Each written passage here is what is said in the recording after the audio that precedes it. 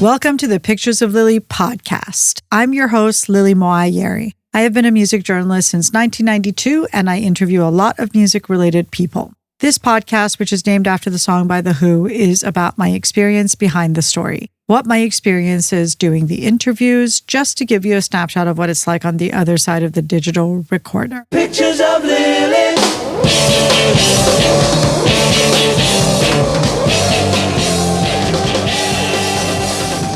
Thank you, everyone, for tuning into the Pictures of Lily podcast. This is episode 68. We just celebrated our 3-year anniversary 10 days ago, and we're still going strong. We publish monthly with a new episode posting on the second Wednesday of each month. You can find us on every platform by going to picturesoflily.com, where you can subscribe or follow us and also connect to us on Instagram, SoundCloud, YouTube, Pandora, and Amazon. Although it's really best to listen to the podcast straight from the source at picturesoflily.com, as it is the highest quality audio and avoids copyright restrictions.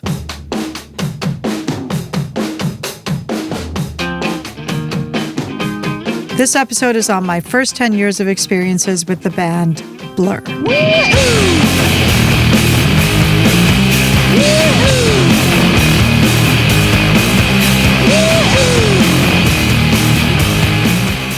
Here are a few snapshots of my varied experiences with Blur. I met the Blur guys in 1991 before I became a music journalist. They were on tour in support of their debut album, Leisure. They were playing at the Roxy here in Los Angeles, and I was very excited to see them perform. Before the show, I saw Graham Coxon, Blur's guitarist, walking around the venue, and he caught my eye. I didn't know he was in the band, I just liked the way he looked. But then the show started, and seeing him on stage came as a surprise and also made me feel like an idiot. After the show, I talked to Graham, who was very disinterested in speaking to me. He introduced me to Alex James, Blur's bass player, who told me, "You have lovely thin arms, darling," which I never forgot, and I really liked hearing, especially after Graham's disinterest.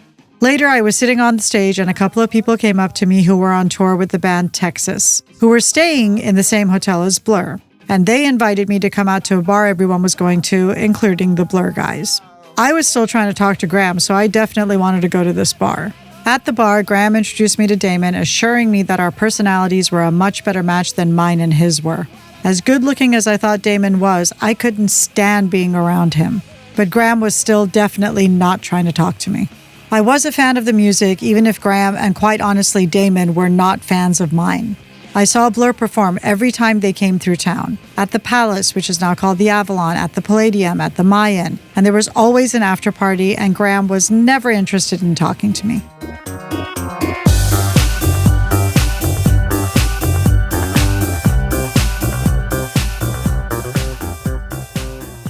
I interviewed Blur for Strobe magazine in the late 90s. My interview was slotted during a photo shoot they were doing for Nylon magazine with Kate Garner. Kate used to be in the duo Hazy Fantasy in the early 80s, one of my favorite acts of that time and still to this day.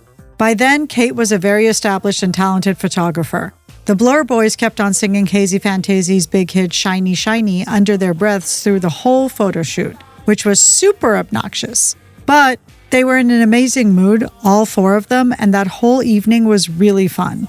Random fact, they all bit their nails nonstop, which initially I thought was just a Graham habit. Speaking of which, Graham was also in a great mood for a change. He was being extremely goofy and unlike any other time I had encountered him. It was pretty hilarious. Another thing that happened that night is another media person who was at the shoot caught Damon's eye. The next day, I was told by Blur's team that he requested she be at the after party for their gig that night at the Palace. And somehow I got roped into being somewhat of a pimp. The media person was not used to this kind of attention, especially from a rock star in a band she loved from when she was a teenager. She was very nervous, to say the least. At the after show, I saw Damon nervous, which was a first. He came over to us and wouldn't make eye contact with her. Instead, he spoke directly to me, inviting me to the Sky Bar at the Mondrian, which was the hip and difficult to get into spot in LA at the time. I was amused because Damon would never directly invite me anywhere. This was obviously for her benefit. So I said, "We'll be there." We went, just me, her, and her friend, and Damon met us there. And he couldn't get us in, which was super embarrassing for him. And I was muttering Noel Gallagher would have gotten us in, which at the time was an insensitive thing to say since the Blur-Oasis rivalry was at its peak and Oasis were much better known in the US. The whole night unraveled and we all went home, separately.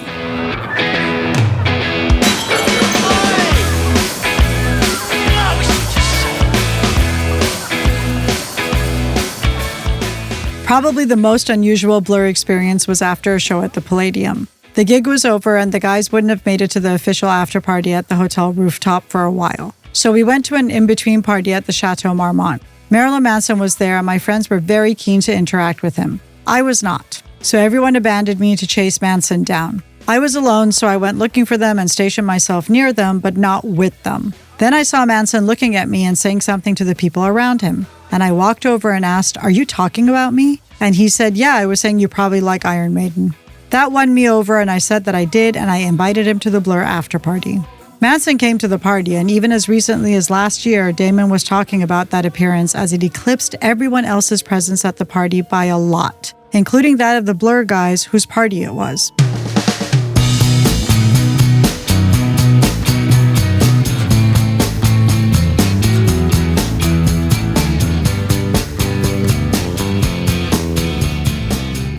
I interviewed Damon for his other non-Blur projects, and each time there was an animosity between us. He was more wary because I believe he thinks I saw him do things when he was not sober that he can't remember, which I probably did, but I don't care about them. My animosity was more weary because I was so tired of his unpleasant personality. There was one time I interviewed him over the phone when he was watching his kid. That was probably the most civilized exchange we had.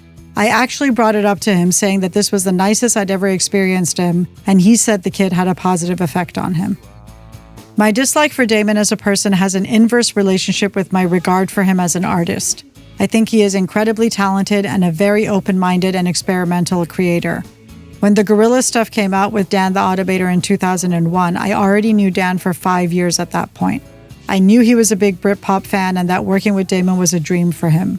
What they created together, coupled with the genius visual representation by Jamie Hewlett, is still mind-blowing to me 22 years later. The beginning of Gorillaz was kind of the end of my interactions with Damon and by association with Blur. That was also the time when Graham was pushed out of the band after he came out of rehab. Graham had told me he had a chemical imbalance in his brain, but the people around him said that it was chemically induced by all the alcohol and accompanying substances. I didn't understand very much about that stuff then. But not having Graham on stage with Blur left a giant hole in my experience. I didn't know where to look and his absence was palpable. Alex told a mutual friend of ours that he missed Graham horribly and he even cried about it to her. I saw Graham back on stage with Blur at Coachella in 2013 and everything felt right again. And when he joined Gorillaz on stage at the Demon Days Festival in Southern California in 2018, that was a huge bonus for me. So give me coffee and TV. I've seen so much, I'm going blind and I'm brain virtually.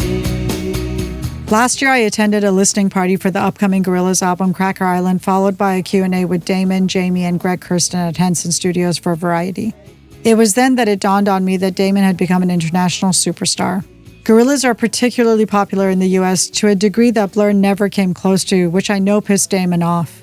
The stories Damon was telling at that session at Henson, which were of the last 20 years, were so foreign to the person that I knew in the 90s. I was right up front, and even though Jamie looked at me a bunch of times, there was zero recognition on Damon's part, which, after 20 plus years, is maybe a good thing as it means we can start from scratch.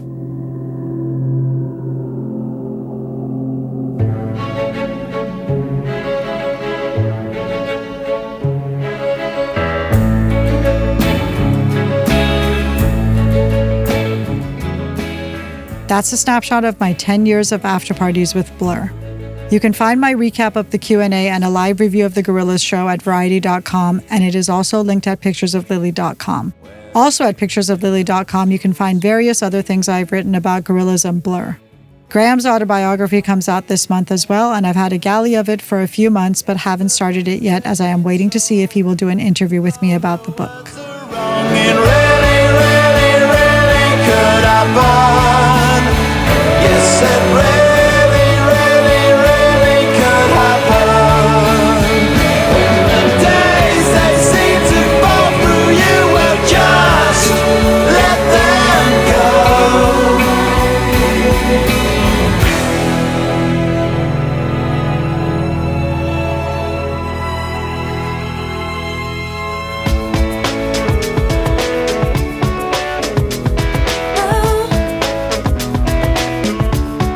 In our next episode, I'm going to be talking about my new hero, Taylor Hanson, and the ramp up of my association with him because of the human rights atrocities in Iran.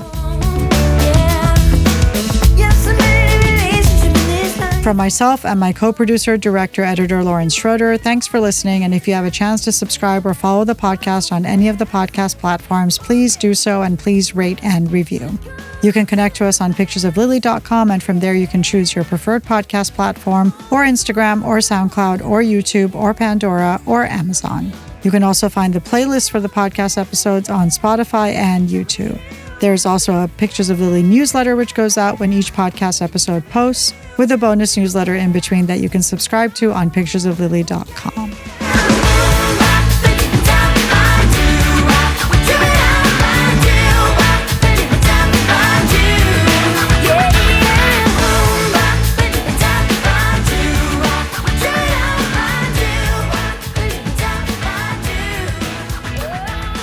Thanks for listening. Pictures of Lily.